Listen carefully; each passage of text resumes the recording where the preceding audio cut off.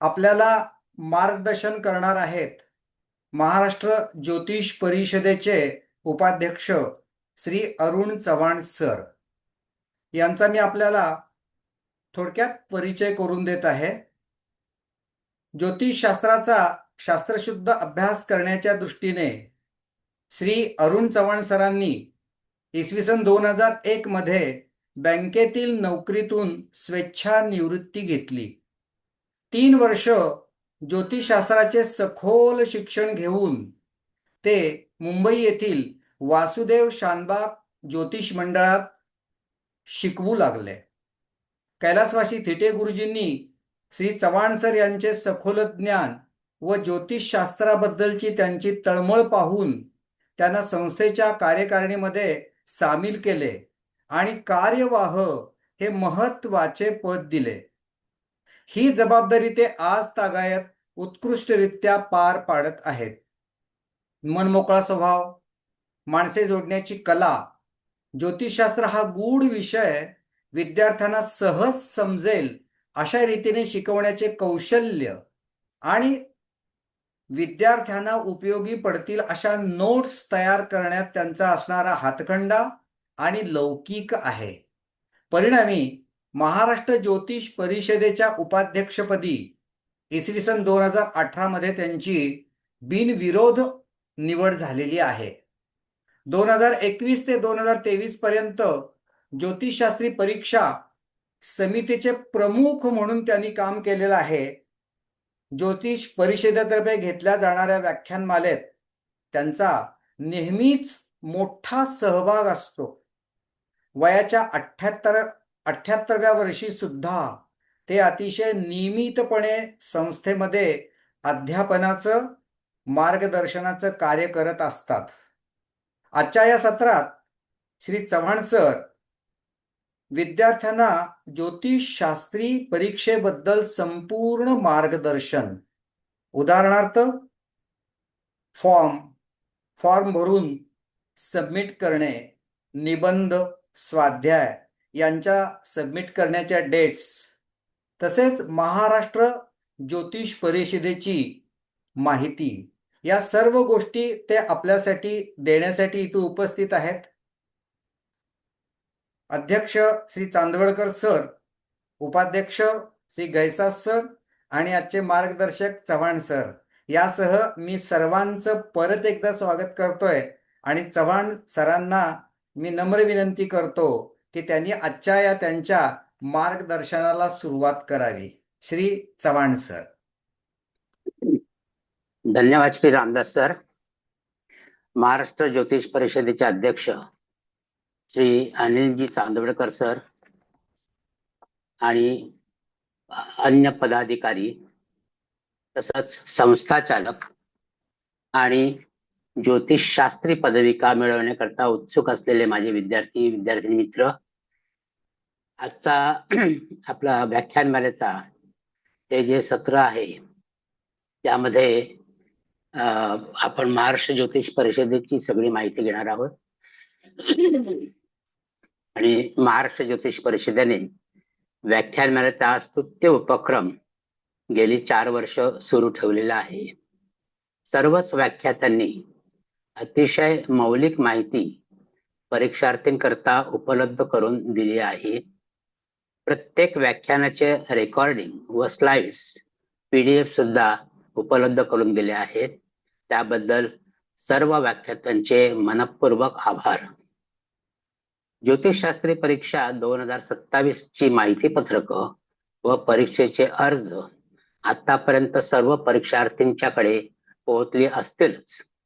याच माहिती पत्रकातील महत्वाचा मजकूर व महत्वाच्या तारखा याबाबत आपण आज इथे माहिती करून घेणार आहोत। बऱ्याच वेळेला काय होतं की माहिती पत्रक मिळाल्यानंतर सुद्धा विद्यार्थी त्याचं सखोल वाचन करत नाहीत, त्यामुळे त्यांच्या माहितीतून बरीचशी उपयुक्त माहिती सुटून जाते आणि मग त्यांना संभ्रम निर्माण होतो। तो होऊ नये म्हणूनच आजच्या या व्याख्यानाचा आपण प्रपंच ठेवला आहे।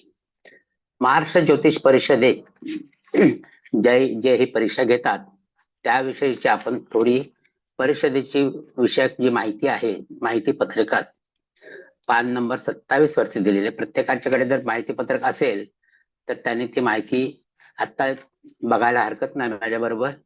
तर महाराष्ट्र ज्योतिष परिषदेचं उद्देश काय आहे, त्यांची कार्यपद्धती कशी आहे, सभासदत्वाचं काय नियम आहेत, याविषयी माहिती या पेजवर आपल्याला, या पानावरती आपल्याला दिलेली आहे. तर ज्योतिष आणि हस्तसामुद्रिक इत्यादी भविष्य वर्तवणारी शास्त्रे आणि पद्धती यांचा योग्य प्रकारे अभ्यास, अध्ययन, अध्यापन व्हावं, शास्त्रात योग्य प्रकारे संशोधन व्हावं आणि प्रसार होऊन शास्त्र वृद्धिंगत व्हावं यासाठी कार्य करणे, तसंच ज्योतिष विषयक सभा संमेलन, परिसंवाद, अभ्यास वर्ग चालविणे आणि अभ्यास पूर्ण केलेल्यांना प्रमाणपत्र देणं हे महाराष्ट्र ज्योतिष परिषदेचे मुख्य उद्दिष्ट आहे. तर यासाठी राज्यात व इतरत्र कार्य करीत असलेल्या ज्योतिष आणि तद अनुषंगिक शास्त्र विषयक विविध स्वरूपाच्या संस्था, व्यावसायिक अभ्यासक आणि शास्त्रप्रेमी यांचे मिळून एक महामंडळ किंवा महासंघ किंवा मध्यवर्ती संस्था स्थापन करणे हा उद्देश यामागे आहे.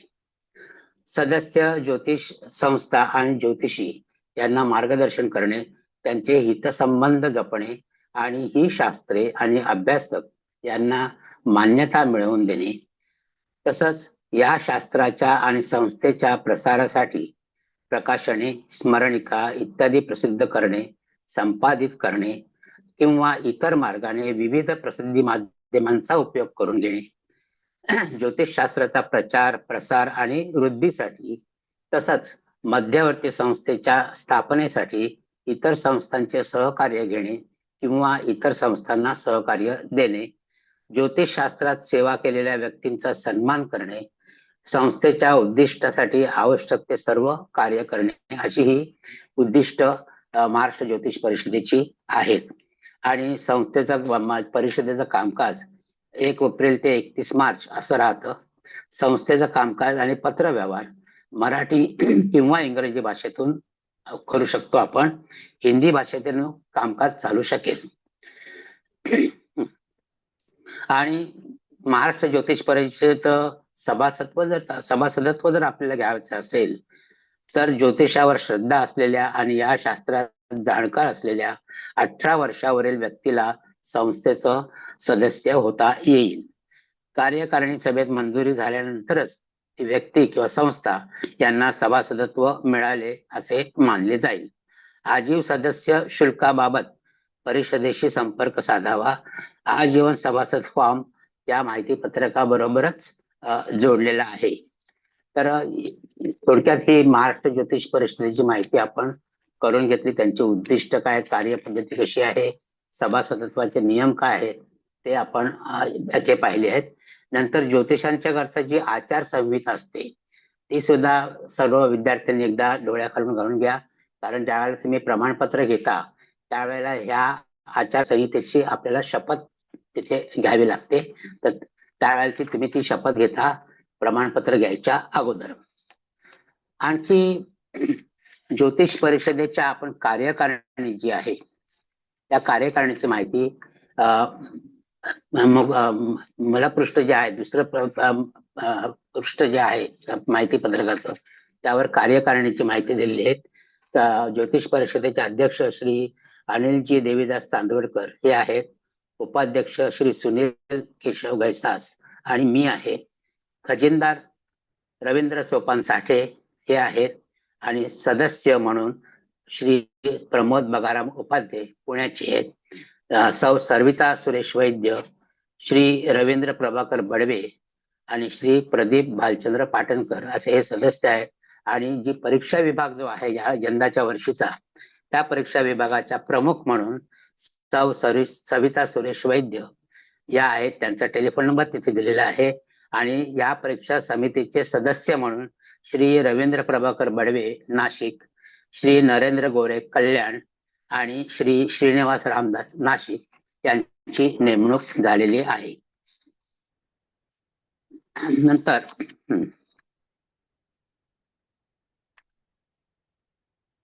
ज्योतिषशास्त्री परीक्षा जी घेतली जाते या ज्योतिषशास्त्री परीक्षेकरता जे निकष लावलेले आहेत त्या निकषाकरता विद्यार्थ्यांची वयोमर्यादा, शैक्षणिक पात्रता व इतर अर्हता ही खालीलप्रमाणे आहे. परीक्षा आवेदन पत्र भरतेवेळी उमेदवाराचं वय किमान 18 वर्ष पूर्ण झालेले असावे. शैक्षणिक दृष्ट्या किमान 12वी उत्तीर्ण किंवा पारंपरिक पद्धतीने 3 वर्ष केलेला ज्योतिष अभ्यास किंवा संस्कृतचे व वेदांचे अध्ययन यापैकी किमान एक शैक्षणिक पात्रता असावी. शैक्षणिक पात्रतेबद्दलचे हे निकष आहेत. नंतर परिषदेशी संलग्न अगर मान्यता प्राप्त संस्थेचा 2 वर्षाचा अभ्यासक्रम पूर्ण केल्याचं संस्थेचं प्रमाणपत्र आवेदन पत्रासोबत सादर करणे आवश्यक आहे. या संबंधी आपण पुन्हा एकदा माहिती घेणार आहोत. त्यावेळेला आपण फॉर्मच्या बद्दल माहिती घेऊ त्यावेळेला. नंतर ज्या गावात संस्था नसेल तेथील विद्यार्थ्यांबाबत कार्यकारी मंडळ निर्णय घेईल. एखाद्या मान्यताप्राप्त विद्यापीठाच्या ज्योतिष विषयक पदवी किंवा पदव्युत्तर पदवीधारक विद्यार्थ्यांबाबत ही अट राहणार नाही. मात्र अशा विद्यार्थ्यांनी त्यांचे प्रमाणपत्र अर्जासोबत जोडणे आवश्यक आहे. परीक्षेला बसण्यापूर्वी उमेदवाराने किमान 3 वर्ष ज्योतिषाचा अभ्यास केलेला असून त्याला कार्यानुभव असणं आवश्यक आहे. विद्यार्थ्याने स्वतः परिषदेचे आजीवन सभासद झाल्यानंतर शास्त्री प्रमाणपत्र देण्यात येईल याची नोंद घ्यावी. आणि आता इथे मी सांगू इच्छितो की आजीवन सभासदत्वाकरता परिषदेने जोरदार मोहीम आता सुरू केलेली आहे. मध्यंतरी काही काळे काम थांबलेलं होतं काही तांत्रिक अडचणींमुळे, परंतु आता मात्र आजीवन सभासदत्वाचे नोंदणी अगदी जोराने सुरू झाली आहे. तर प्रत्येक विद्यार्थ्यांना आणि संस्थेतील संस्थाचालक किंवा विद्यार्थी या सगळ्यांना माझं कळकळीचं आवाहन आहे की त्यांनी या माहिती पत्रकाच्या शेवटी जो फॉर्म दिलेला आहे आजीवन सभासदत्वाचा तो लवकरात लवकर, त्यांनी जर अगोदर भरलेला नसेल तर त्यांनी तो भरून आजीवन सभासदत्व घ्यावं. परिषदेला हातभार परिषदेच्या कार्याला हातभार लावावा अशी मी त्यांना विनंती करतो. नंतर परिषदेचं जे फॉर्म आपण नंतर भरून घेणार आहेत त्याच्या अगोदर त्या परीक्षेकरता ज्या तारखा आहेत महत्वाच्या, तर त्या तारखा मी तुम्हाला परत एकदा सांगतोय की परिषदेचे पूर्ण भरलेले फॉर्म किंवा प्रवेश अर्ज हे परिषदेकडे पाठवण्याची अंतिम तारीख जी आहे ती 30 ऑगस्ट 2026 आहे. 30 ऑगस्ट 2026. इथे सुद्धा विद्यार्थ्यांनी एक लक्षात घ्यावं की त्यांच्या संस्था चालकांनी त्यांचे जे प्रवेश अर्ज ते गोळा करावेत. त्यांचे प्रवेश शुल्क जे आहेत ते प्रवेश शुल्काचं एक रकमी भरणा परिषदेच्या अकाउंटमध्ये करावा आणि त्याची नोंद किंवा त्याचं चेक आहे ते किंवा ऑनलाईन, शक्यतो मी त्या सगळ्यांना विनंती करेन की सगळ्यांनी ऑनलाईन पेमेंट केलं तर जास्त सोपं पडेल, सोयीस्कर पडेल.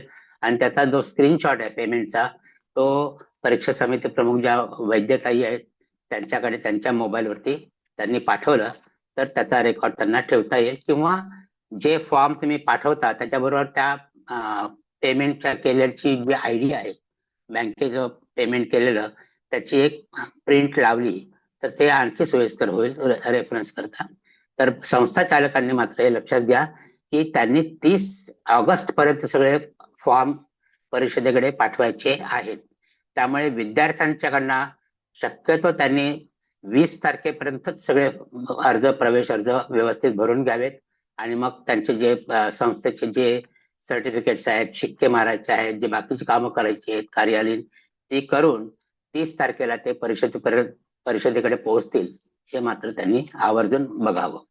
त्याच्यानंतर समजा 30 तारखेपर्यंत जर नाही तुम्हाला जमलं विद्यार्थ्यांना फॉर्म पाठवायला तर विलंब शुल्कासह ते 10 सप्टेंबर पर्यंत 100 रुपये जादा देऊन फॉर्म पाठवू शकतात, अर्ज भरू शकतात.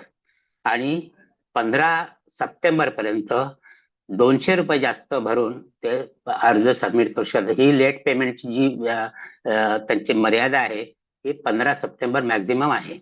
त्यानंतर मात्र कोणतेही फॉर्म स्वीकारले जाणार नाहीत यांची त्यांनी लक्षात घ्यावं. जे विद्यार्थी स्वतंत्र फॉर्म भरणार आहेत त्यांनी नियमित शुल्काव्यतिरिक्त ₹300 जादा शुल्क भरावं. आता परीक्षेची जी फी आहे, परीक्षा देण्याकरता जी परीक्षेचं शुल्क आहे ते जे विद्यार्थी सर्व विषय घेतील त्यांच्याकरता ₹1200 आहे आणि या माहिती पत्रकाचे ₹100 म्हणजे एकंदर ₹1300 त्यांना भरायचे आहेत. जे विद्यार्थी सर्व विषय घेऊन बसणार आहेत ते. जे विद्यार्थ्यांना एक विषयाकरता फक्त परीक्षा द्यायची आहे की बाकीचे विषय सुटलेले आहेत त्यांना अगोदरच्या परीक्षेमध्ये, तर त्यांना ₹300 अधिक ₹100 असे ₹400 जमा करायचे आहेत. ज्या विद्यार्थ्यांना 2 विषय घेऊन बसायचे आहेत, 2 विषय त्यांचे राहिलेले आहेत, त्यांच्याकरता ₹600 अधिक ₹100 म्हणजे एकंदर ₹700 त्यांना जमा करायचे आहेत. तर हे फक्त ज्यांना विषयाची सूट घ्यायची आहे त्यांच्याकरता ही माहिती त्यांनी लक्षात ठेवावी आणि त्याप्रमाणे आपले प्रवेश अर्ज त्यांनी भरावेत.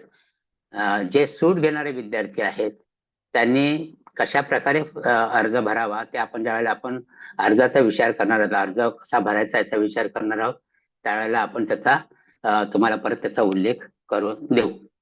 नंतर तुम्ही जे तुमचे परीक्षा शुल्क संस्था चालकांच्याकडे जमा कराल तर संस्था चालकांनी ते सगळं शुल्क एक रकमी परिषदेच्या जे अकाउंट आहे बँक ऑफ महाराष्ट्राचा त्याचा तपशील आपल्या माहिती पत्रकात नंबर 2 वरती दिलेला आहे. बँक ऑफ महाराष्ट्र डोंबिवली पश्चिम बचत खाते नंबर दिलेला आहे, IFSC कोड दिलेला आहे आणि MICR कोड दिलेला आहे.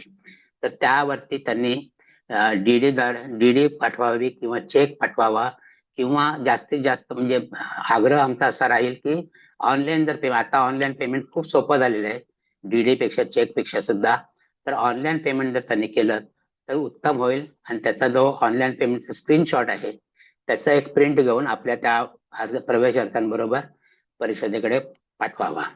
यंदा एक आणखी एक थोडासा प्रॉब्लेम झाला आहे परिषदेच्या ऑफिस करता की ऑफिसचं सध्या तात्पुरतं तिथे कोणी प्रवेश अर्ज स्वीकारण्याकरता कोणी नाहीये. त्यामुळे यावेळेला एक स्पेशल रिक्वेस्ट सगळ्या संस्था चालकांना आहे की त्यांनी जे प्रवेश अर्ज जे पाठवाल तर ते आपल्या ज्या परीक्षा समिती प्रमुख सौ सविता सुरेश वैद्य आहेत त्यांच्या घरच्या ऍड्रेसवरती त्यांनी ते पाठवावेत. त्यांचा ऍड्रेस आपल्या ज्योतिषशास्त्राच्या ग्रुपवर त्यांनी टाकलेला आहे. पुन्हा पण ते 1-2 वेळा टाकतील तर त्यांचा जो ऍड्रेस आहे जर Krishnadeep society Savarkar road block number 3 Dombivli पूर्व 421-201 आणि डोंबिवली नागरिक सहकारी बँकेसमोर असा त्यांचा पत्ता आहे. तर या पत्त्यावरच सगळे प्रवेश अर्ज संस्था चालकांनी पाठवावेत ही त्यांना विनंती.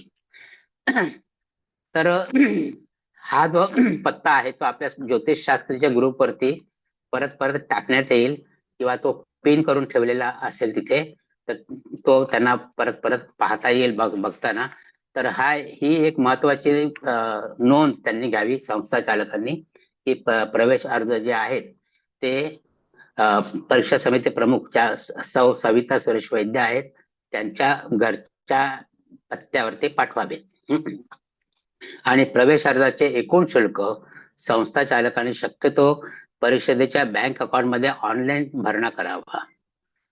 ज्या संस्थांना किंवा विद्यार्थ्यांना अजून माहिती पत्रक हवी असतील, काही संस्थांकडे कमी पडतात म्हणजे आणखी मागणी वाढते माहिती पत्रकाची, तर समजा ती माहिती पत्रक परीक्षेला जर पाठवता नाही आली तर परिषदेकडनं तुम्हाला त्याची PDF संपूर्ण माहिती पत्रकाची आणि फॉर्मची ती तुम्हाला पाठवण्यात येईल संस्था चालकांना. तर त्यांनी संस्था चालकांनी त्यातला जो प्रवेश अर्ज आहे त्याची प्रिंट घेऊन विद्यार्थ्यांनी ते फॉर्म भरले तरी चालतील. त्याच्यावरती प्रवेश अर्ज क्रमांक लिहिण्याची आवश्यकता भासणार नाही लिहिला तरी हरकत नाही. तर ते त्यांनी तिथे द्यावेत त्यांना असं प्रवेश अर्ज. आता हे जे आहेत आणि आपल्याला जे निबंध दिलेले आहेत, आता प्रवेश शुल्क तर सगळ्यांना कळलेलं आहे की सर्व विषय घेतले तर एकंदर 1200 अधिक 100 म्हणजे 1300 रुपये आहे. एक विषयाकरता असेल तर 300 अधिक 100 म्हणजे 400 रुपये आहे. आणि 2 विषय असतील तर 600 अधिक 100 म्हणजे 700 रुपये त्यांना भरायचे आहेत. तर असं ह्या ज्या तारखा जर तुम्ही लक्षात ठेवल्या, आता जे सूट घेऊन विद्यार्थी बसणार आहेत, म्हणजे 2 विषय सुटलेले असतील किंवा 3 विषय सुटलेले असतील, असे जे सूट घेऊन जे विद्यार्थी बसणार आहेत त्यांनी मात्र इथे विषयाचं जे सिलेक्शन असेल तर त्या प्रवेश अर्जावरती मागचा परीक्षार्थी क्रमांक तिथे टाकावा आणि कुठलं वर्षी त्यांनी ते बाकीचे विषय सुटले आहेत त्याचा उल्लेख तिथे करावा. तर आपण पुन्हा एकदा आपण त्याचं रिव्हिजन घेऊ. आता परीक्षा पद्धती जी आहे, तर परीक्षा पद्धती म्हणजे आपले जे सेंटर आपण दिलेले आहेत त्याच्यामध्ये मुंबईमध्ये चेंबूर आहे, ठाणा आहे, शक्य झाल्यास डोंबिवली सेंटर आपलं असतं. परत बाहेरगावचे नाशिक आहे, नंतर धुळा आहे, सोलापूर आहे, नंतर नागपूर आहे. अशी जी सेंटर त्या प्रवेश अर्जावरती दिलेली आहे त्यापैकी कोणतं तरी एक केंद्र तुम्हाला पूर्ण सेंटर आहे, त्यापैकी कोणतं तरी एक सेंटर तुम्हाला तिथे सिलेक्ट करायचं आहे, तिथे टिक मार्क करायचे. ते आपण परीक्षा फॉर्म भरताना बघणार आहोत. ते नंतर परीक्षा पद्धती जी आहे ती जसे आपली विद्यापीठाची परीक्षा असते त्या धर्तीवरती ही परीक्षा असते, कारण उत्तर पत्रिकेवरती विद्यार्थ्याचं नाव, पत्ता इत्यादी काहीही लिहायला परमिशन नाही आहे. फक्त आपला परीक्षार्थी क्रमांक त्यांनी आपल्या उत्तर पत्रिकेवर लिहायचा आहे आणि जे सेंटर त्यांनी, जे परीक्षा केंद्र त्यांनी निवडले असेल त्या परीक्षा केंद्रावरती समक्ष येऊन विद्यार्थ्यांना परीक्षा द्यावी लागेल. तर चेंबूर, धुळे, छत्रपती संभाजीनगर, डोंबिवली, कल्याण, पुणे, नाशिक, नागपूर, सोलापूर, सातारा, ठाणे इत्यादी शहरात आपण केंद्र आपले आहेत परीक्षा. त्याच्याकरता एक अट अशी आहे की किमान 7 विद्यार्थी तरी त्या परीक्षा केंद्रावरती हवेत. 7 विद्यार्थी जर नसले तर ते केंद्र दुसऱ्या जवळच्या केंद्रामध्ये आपण मर्ज करतो, समाविष्ट करतो आणि मग ते केंद्र आपण धरत नाही. म्हणजे परीक्षा केंद्र जर तिथे त्यांना हवं असेल, कमीत कमी तिथे 7 विद्यार्थी हवेत तरच ज्योतिष परिषदेतर्फे ते केंद्र आपण ते सिलेक्ट करू शकता. जर समजा विद्यार्थ्यांनी सिलेक्ट केलं पण 7 पेक्षा कमी विद्यार्थी असेल तर त्यांची व्यवस्था आपण बाजूच्या जवळच्या कुठल्या दुसऱ्या केंद्रावरती करतो. तसं त्यांना सूचित केलं जातं की हे केंद्र यावेळेला नाही आहे, तर तुम्हाला बाकीच्या कुठल्या केंद्राचे जे सोयीस्कर असेल ते तुम्ही कळवा किंवा सोयीस्कर त्याचं जवळचं जे केंद्र असेल ते परिषदेतर्फे त्यांना देण्यात येतं. आणि परीक्षेच्या तारखा जवळजवळ 45 ते 60 दिवस अगोदर परिषदेतर्फे जाहीर करण्यात येतात. शक्यतो फेब्रुवारी महिन्याचा दुसरा शनिवार आणि दुसरा रविवार या तारखा टेंटेटिव्ह असतात. कधी याच वेळी फक्त पहिला शनिवार आणि दुसरा रविवार असं आलं होतं, पण बहुतेक वेळेला आपलं दुसरा शनिवार आणि दुसरा रविवार या फेब्रुवारी महिन्यात लक्षात ठेवा, त्या दिवशी परिषदेच्या परीक्षा होत असतात. आणि परीक्षा संबंधीच सर्व जे सर्वाधिकार जे आहेत ते कार्यकारी मंडळाने नेमलेल्या परीक्षा समितीकडे त्यांचा जो निर्णय असतो तो इथे अंतिम राहणार आहे.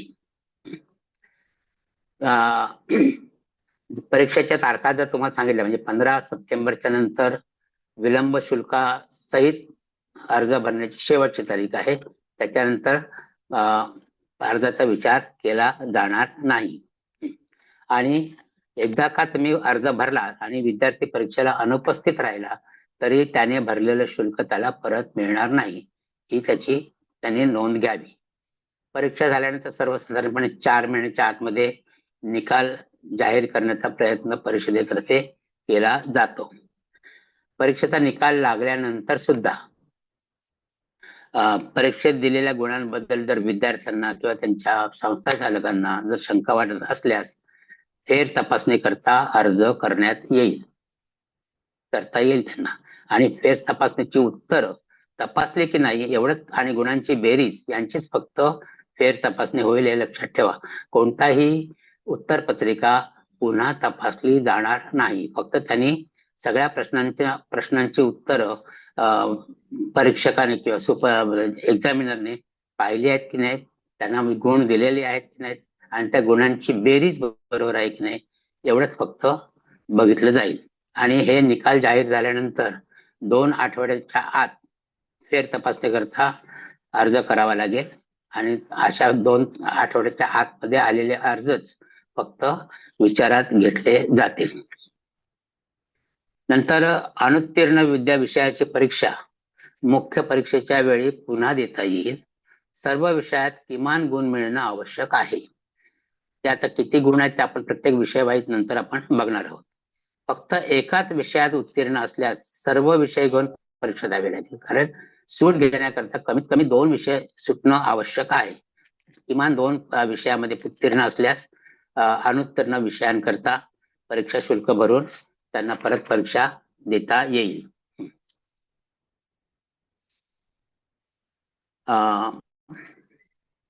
निबंध, स्वाध्याय, कुंडली संग्रह असं जे आहेत तर ते विद्यार्थ्यांनी स्वहस्ताक्षरातच लिहावेत. तसं नसेल तर त्या विद्यार्थ्यांना अनुत्तीर्ण घोषित करून निकाल जाहीर केला जाणार नाही. बऱ्याच वेळेला असं आढळून येतं की कुंडली संग्रह दुसऱ्या हस्ताक्षरात असतो, निबंध, स्वाध्याय दुसऱ्या हस्ताक्षरात असतात आणि त्यांनी जे पेपर लिहिलेले असतात उत्तरपत्रिका त्या वेगळ्या असतात. त्या सगळ्यांची हस्ताक्षरं जर वेगळी वेगळी झाली तर अशा विषयांना अनुत्तीर्ण घोषित करण्यात येईल. म्हणजे विद्यार्थ्यांनी स्वतःची सगळी कामं केली पाहिजेत.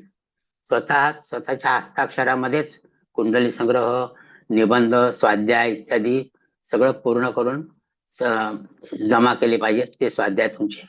आणि कुंडली संग्रह जो आहे तो ज्या वेळेला तुम्ही परीक्षा देण्याकरता याल फेब्रुवारी महिन्यामध्ये त्यावेळेला तो 150 कुंडल्यांचा कुंडली संग्रह तुमच्या बरोबर तुम्ही आणायचा आहे.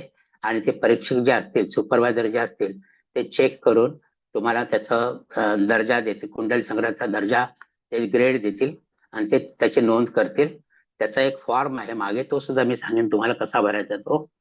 आणि विशेष म्हणजे निबंध, स्वाध्याय आणि परीक्षेच्या वेळी जर कॉपी केलेली आढळली किंवा कॉपी करताना आढळला विद्यार्थी तर संबंधित विषयात परीक्षार्थीचा निकाल सर्व विषयात नापास असा घोषित करण्यात येईल किंवा परीक्षा समिती जे काही निर्णय घेईल तो त्या बाबतीत अंतिम राहील. त्याच्यामुळे निबंध लिहिताना आपण कुंडल्यांची कॉपी करू नका. प्रत्येकाने आपापल्या कुंडल्या वेगळ्या वेगळ्या, असं काही आढळलं की दोघांच्या सारख्याच कुंडल्या तर त्या दोघांनाही तिथे शिक्षा म्हणून त्या विषयात नापास केलं जाईल किंवा परीक्षा समिती जे निर्णय घेईल तो अंतिम राहील त्याच्यामध्ये असं. तर हे झालं आपल्या परीक्षेकरता. नंतर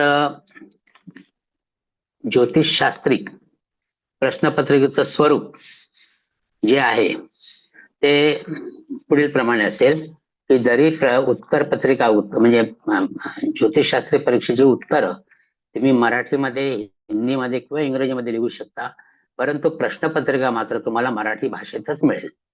तिथे तुम्हाला दुसऱ्या भाषेत प्रश्नपत्रिका मिळणार नाही. तुम्ही त्याची उत्तरं मात्र तुमच्या चॉईस प्रमाणे जे बिगर महाराष्ट्रीयन आहेत ते हिंदीमध्ये किंवा इंग्रजीमध्ये लिहू शकतात उत्तर. फक्त प्रश्नपत्रिका त्यांना मराठी भाषेतच मिळेल हे त्यांनी नोंद घ्यावी त्याची. आता जे विषय आहेत ज्योतिषशास्त्र परीक्षेकरता त्याच्यामध्ये पहिला विषय जो ज्योतिष गणित आहे. त्या ज्योतिष गणितामध्ये 25 मार्काचा स्वाध्याय असतो गणिताचा, तो तुम्ही घरून करून तो तिकडे सबमिट करत असतो. आणि नंतर गणिताचा पेपर जो असतो तो 100 मार्काचा असतो. म्हणजे दोन्ही मिळून 125 गुण जे होतात त्या 125 गुणांपैकी उत्तीर्ण होण्याकरता किमान 63 गुण आवश्यक आहे. 125 पैकी किमान 63 गुण आवश्यक आहे. त्याच्यामध्ये घरचा स्वाध्याय 25 मार्काचा असतो आणि पेपर 100 मार्काचा असतो. तर या दोघांची बेरीज मिळून कमीत कमी 63 गुण विद्यार्थ्याला मिळाले तरच तो त्या विषयामध्ये उत्तीर्ण झाला असं परिषद जाहीर करतं.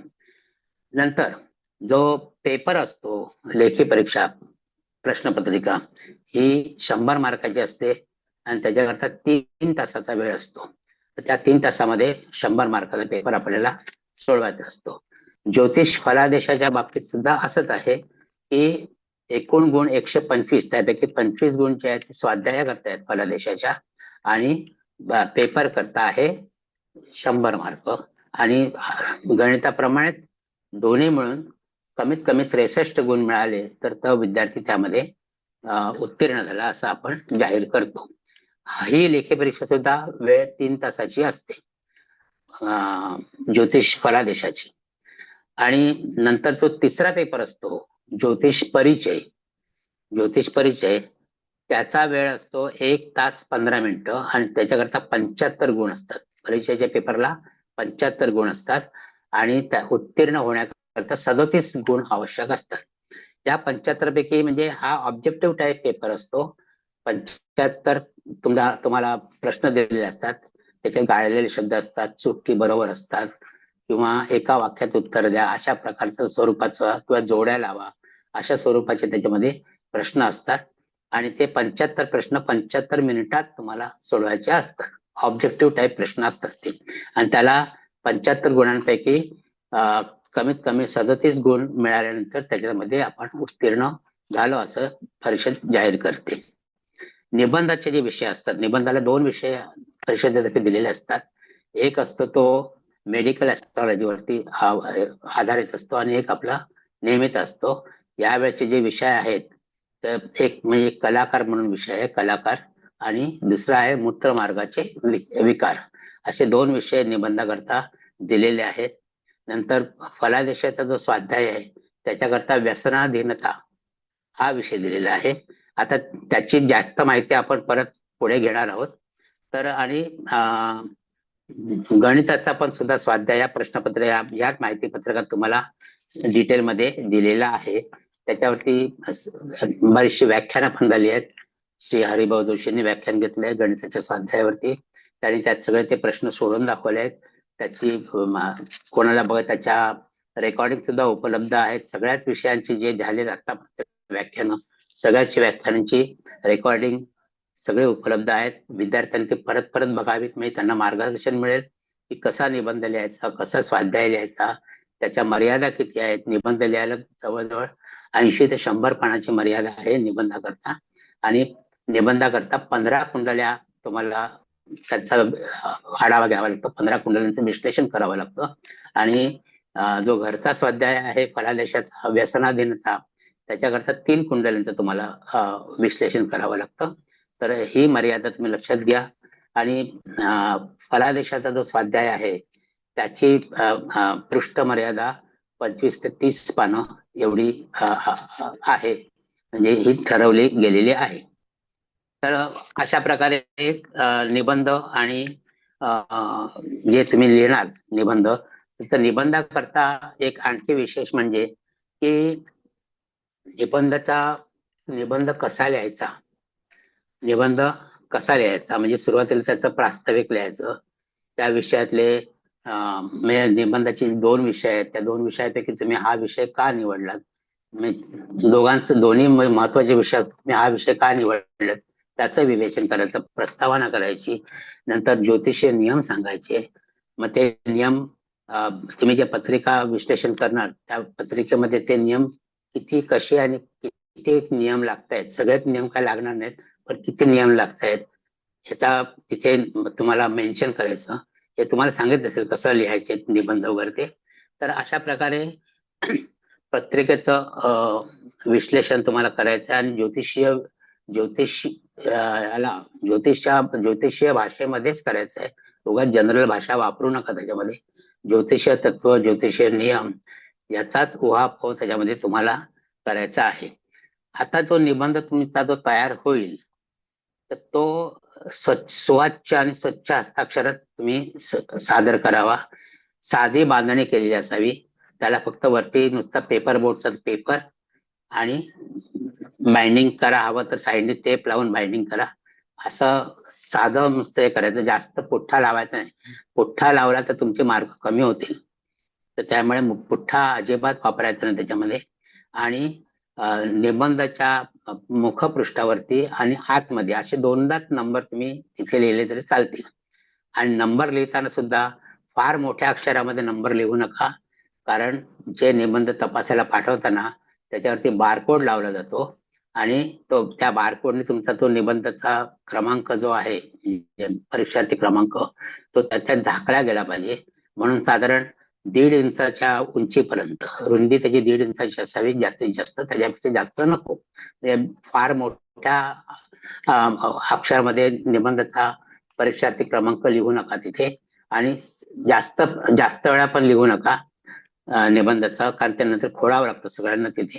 तर एक आतल्या पानावरती तुमचा जो निबंधाचा तक्ता आहे त्याच्यावर तुमचा परीक्षार्थी क्रमांक असतोच, आणि मुखपृष्ठावरती एक परीक्षार्थी क्रमांक.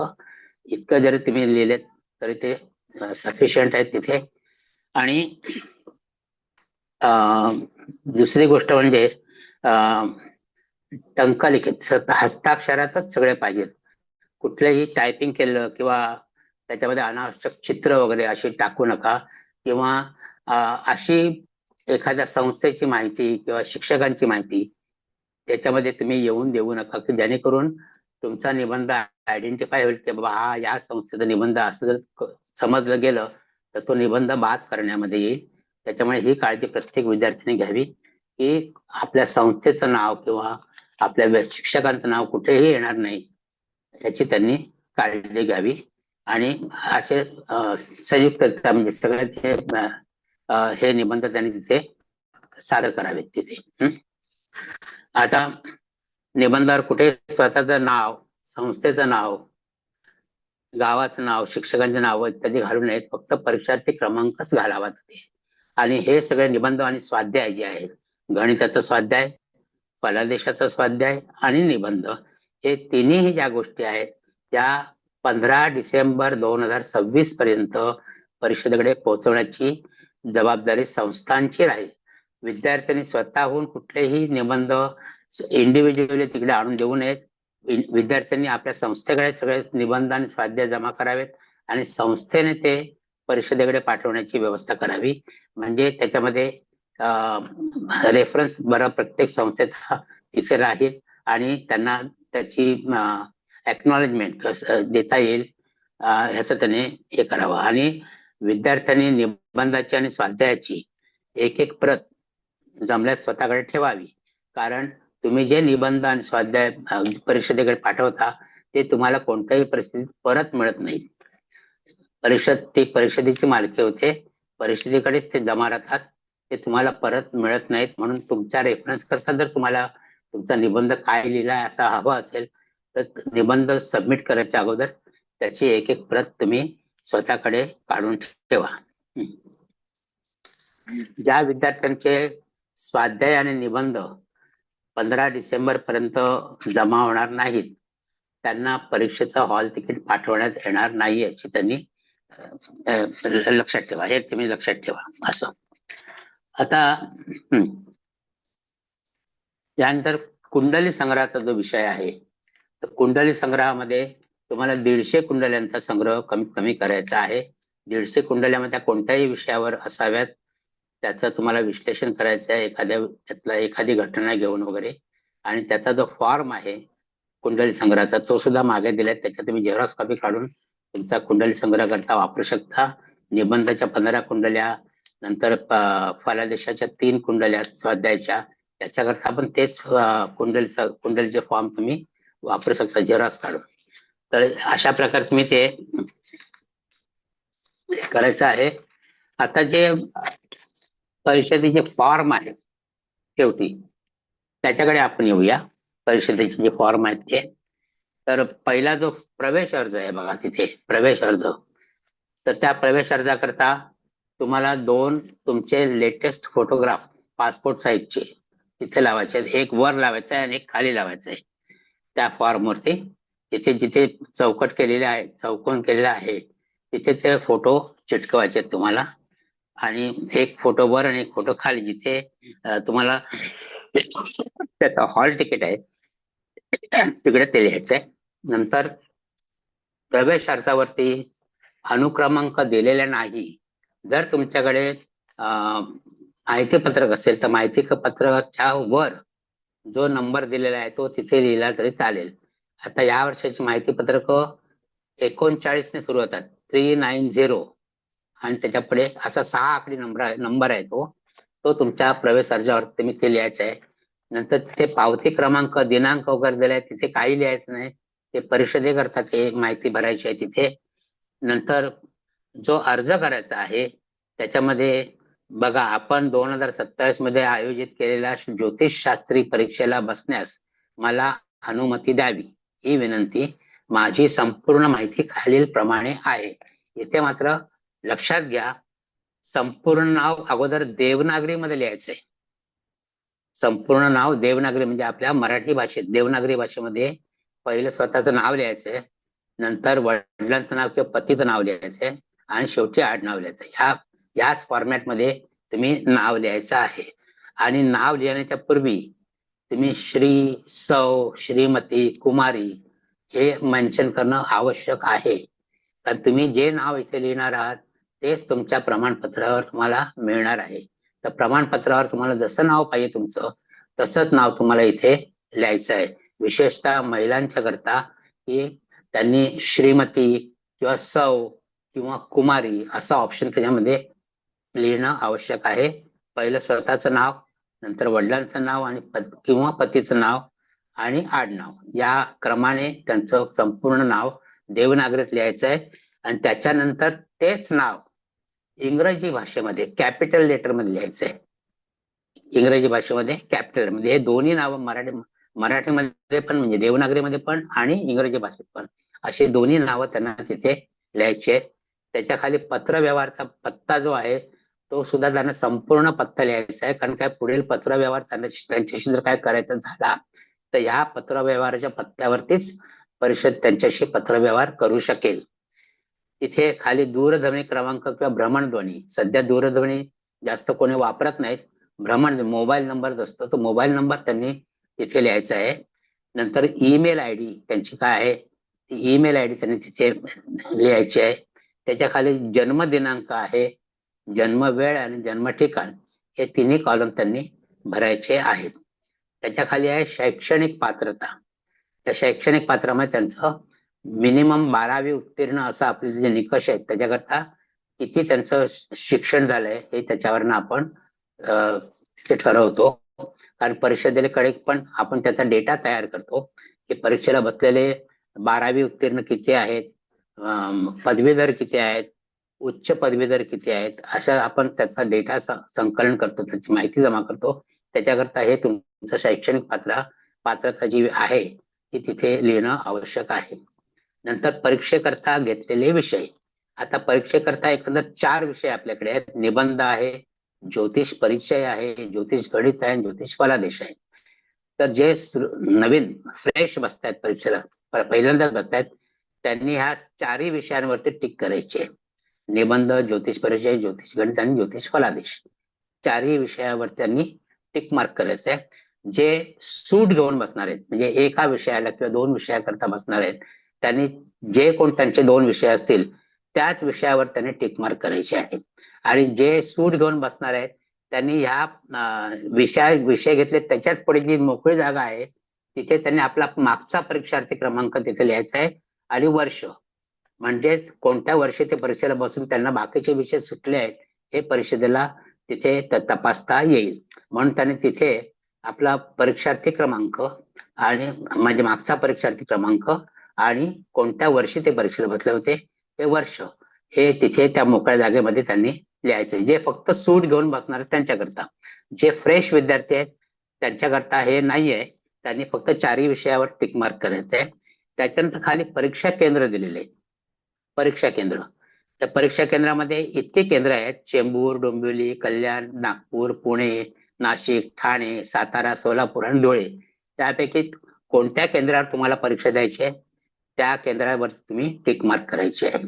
हे टिक मार्क करताना मात्र परत विचार करून व्यवस्थित करा, कारण इकडे जर चूक झाली तर चुकीचं केंद्र तुम्ही जर निवडलं म्हणजे तुम्हाला जे नको असलेलं तर तिथे तुम्हाला परीक्षेला जावं लागेल आणि परत मग तो गोंधळ होईल तिथे. म्हणून परीक्षा केंद्र व्यवस्थित तुम्ही तपासून तिथे टिक मार्क करा.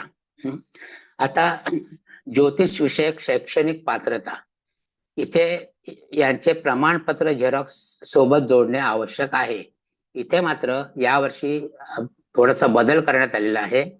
की तुम्ही ज्या जे पदवी परीक्षा किंवा ज्या संस्थेचा पास झालाय तर त्या संस्थेचं नाव लिहायचं, परीक्षेचं नाव लिहायचं आणि वर्ष लिहायचं आणि तिथे संस्था चालकांकडनं तिथे शिक्का मारून त्याची अनुमती तिथे बरोबर आहे माहिती म्हणून त्यांची सही घ्यायची आहे संस्था चालकांची.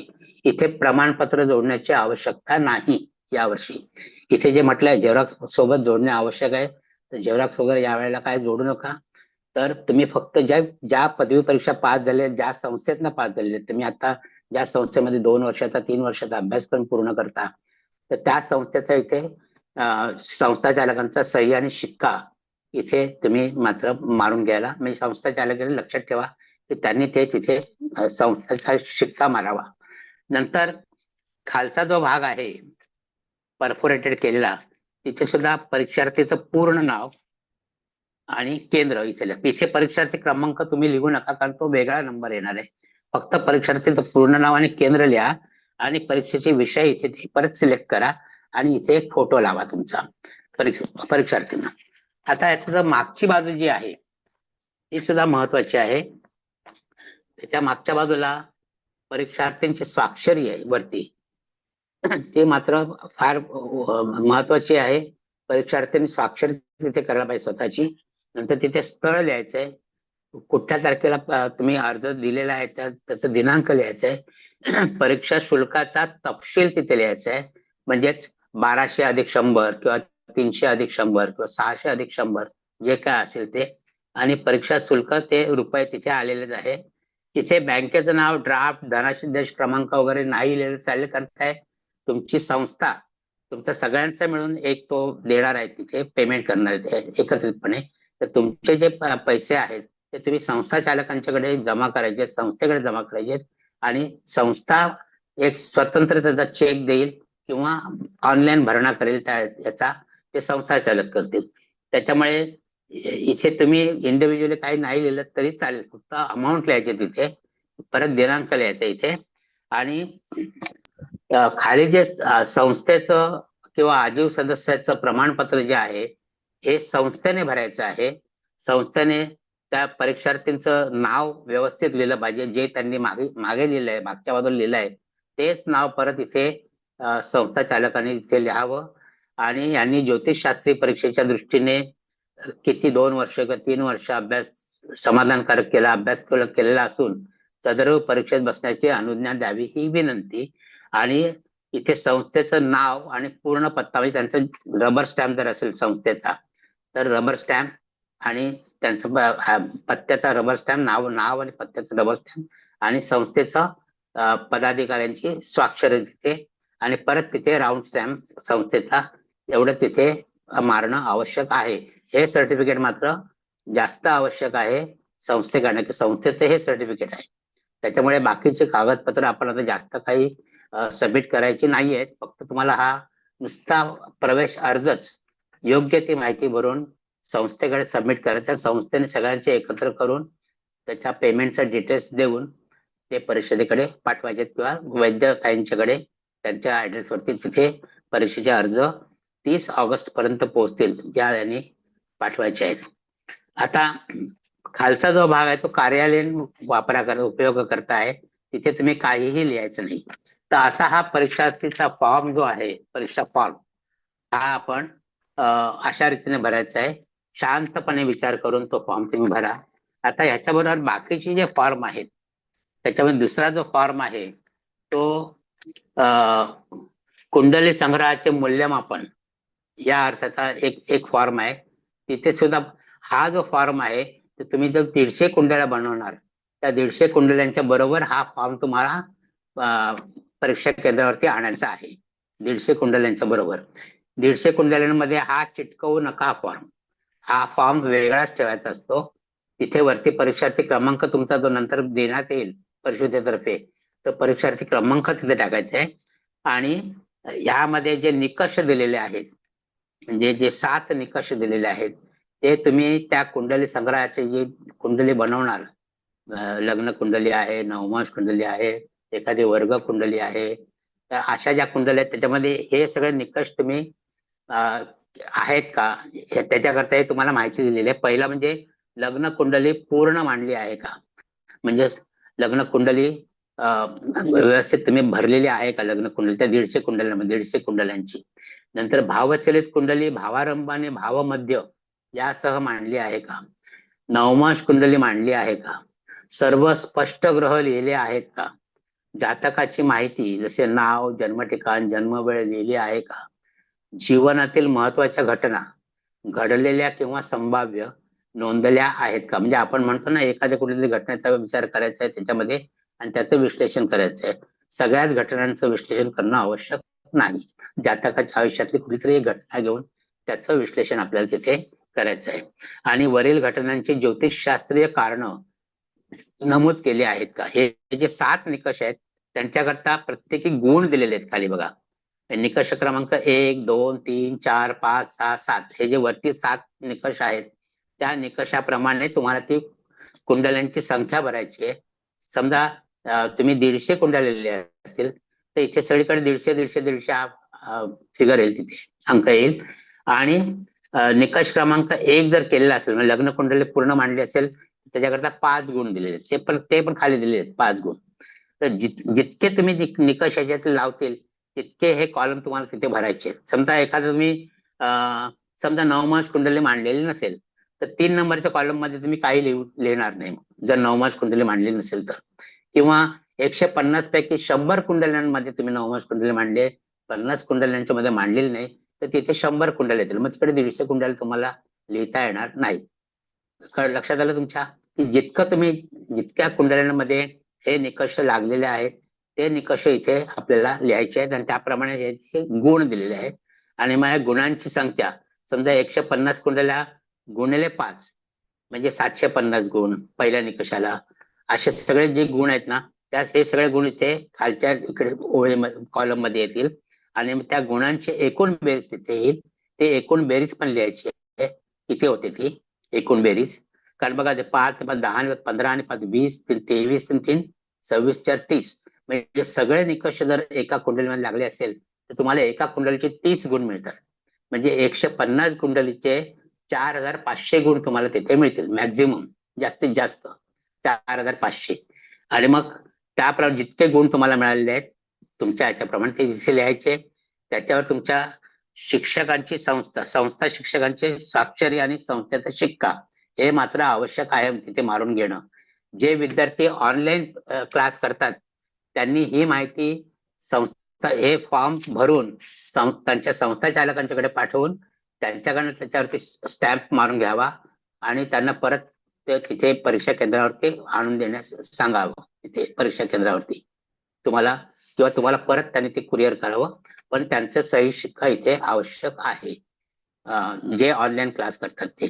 जे ऑफलाईन क्लास करतात म्हणजे रेग्युलर क्लासला त्यांचे वर्ग शिक्षक तुम्हाला ते सही शिक्का मारून देतील परीक्षेच्या वेळेला. आणि मग ते परीक्षा सुपरवायझर जे येतील तुमचे त्यांना तुम्ही जर दाखवाल तुमचा परीक्षा 150 कुंडल्यांचा संग्रह तर त्या संग्रहाबरोबर हा पेपर तुम्ही परीक्षकांना द्यायचा आहे आणि कुंडली संग्रह तुम्हाला ते चेक करून पुन्हा तुमच्याकडे देतील. तो तुमच्याकडे राहील. ते काय परीक्षेकडे राहणार फक्त ते नोंद करतील त्याला दर्जा किती आहे तो त्या गुणाप्रमाणे. आता तिथे मूल्यमापन पण दिले आहे बघा. तुमचे जर श्रेणी त्याला देण्यात येते. जर तुमच्या गुणांची बेरीज 4001 पेक्षा अधिक असेल तर तुम्हाला अ श्रेणी मिळणार आहे. जर 3001 ते 4000 पर्यंत गुण तुमचे असतील तर ब श्रेणी मिळणार आहे. आणि 1501 ते 3000 गुण असतील तर क प्लस आणि 1500 किंवा त्यापेक्षा कमी असेल तर क. आता इथे एक लक्षात ठेवा की तुम्हाला जर परीक्षेमध्ये प्रथम वर्ग किंवा विशेष श्रेणी मिळवायची आहे तर कमीत कमी अ किंवा ब श्रेणी तुम्हाला मिळवणं आवश्यक आहे. इथे जर तुम्हाला क श्रेणी मिळाली तर तुम्हाला तिथे विशेष श्रेणी देण्यात येणार नाही. जरी तुम्ही विशेष श्रेणी मिळवली परीक्षेमध्ये तरी ती तुम्हाला देण्यात येणार नाही कारण इथे तुम्हाला क श्रेणी आहे म्हणून. म्हणून कुंडली संग्रह बनवताना तो परिपूर्ण बनेल त्याची प्रत्येकाने काळजी घ्यावी कुंडली संग्रहाची. तर हा जो कुंडली संग्रह आहे त्याच्यानंतर तिसरा फॉर्म जो आहे तो कुंडलीचा फॉर्म आहे. हाच फॉर्म तुम्हाला 150 कुंडल्यांच्या करता वापरायचा आहे.